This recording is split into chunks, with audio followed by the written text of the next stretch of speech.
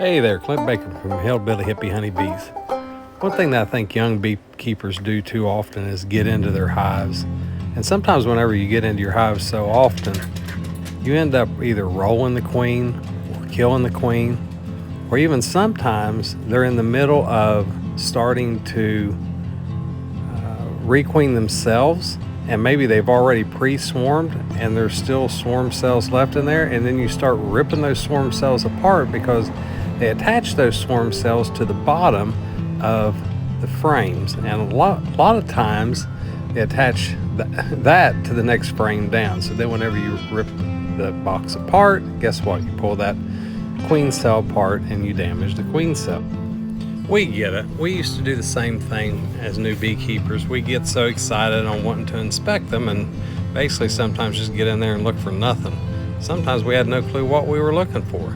But as time goes on, you learn that you only have to get in there every so often and check for certain things.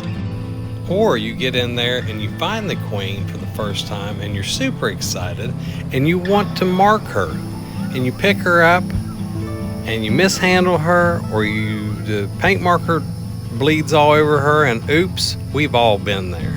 And what do you do when that happens? One thing you do is see if they have a frame in the colony already that has day-old to 3-day-old eggs in it. This way they have a better chance of reproducing a stronger queen. If they don't have that, then you could go to another colony and check and see if you could find some frames in that colony and rob from it that has some day-old to 3-day-old queens and allow them to remake their own queen.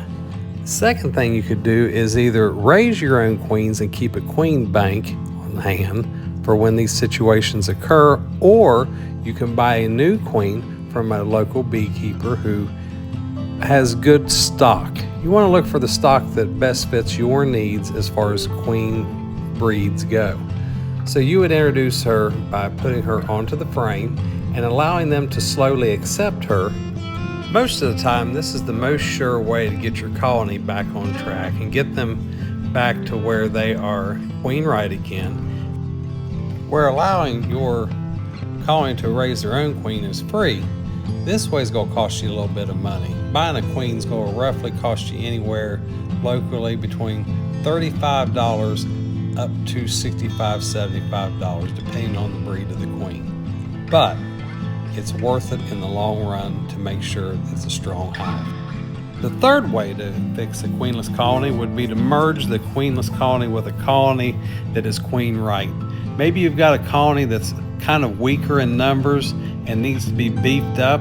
Well, guess what? Since this one's queenless, you can use this one to beef it up. So how would you do that?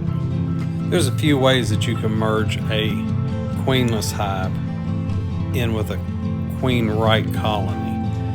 One, you watched us do one here recently where we just merged them right away because they've been queenless for so long. Another way to merge them is use what's called the newspaper method, and that's putting a newspaper in between the one colony that is queen right and the one that is queenless. And as time goes on, they will start to shred that paper apart, and as they shred that paper apart, the queen pheromones from the queen right hive will intermingle with the queenless hive, and they will all become sisters once again. So this is a good way to be able to mix them back together. We've used this quite often. Another way to do it is just to squirt them down with good old sugar water and merge them up. We've watched many beekeepers do this in the past. We have used all three of these methods to combine queenless colonies with queen right colonies. They all work, just depends on which one works best for you and your colonies. Well, we really hope that one of these ways works for you. There are a few other ways that you can use. These are just the most common and the ones that we use the most. So, get out there and research and figure out what works best for you and use it. And always go back to it, and then you may find that you have to use a different method for each colony. Let us know below your way of combining colonies, and like and subscribe to our channel so we can continue to create content and learn from each other. Thank you all again.